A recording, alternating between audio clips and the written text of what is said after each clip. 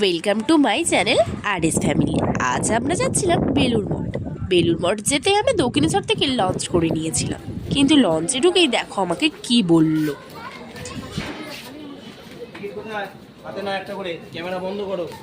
Launch ঘাটটা তো আর তেমন কিছুই নয়, আমি জাস্ট ভিডিও বানাচ্ছিলাম, আমাকে ক্যামেরাটা বন্ধ করিয়ে দিল।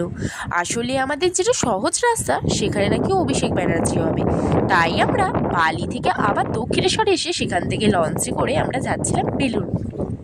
তো দেখো ভিউটা জাস্ট সুন্দর লাগে। এই দক্ষিণেশ্বরের যে লঞ্চে যাওয়ার জন্য এতটা হাঁটতে হয় না, কি দারুণ লাগে, খুব ভালো লাগে ভিউটা। আর এই ভিউটা দেখো, দক্ষিণেশ্বরের মন্দিরটাও দেখা যাচ্ছিল, সাথে দুটো ব্রিজ, তার নিচে দিয়ে আমরা চলে যাচ্ছি।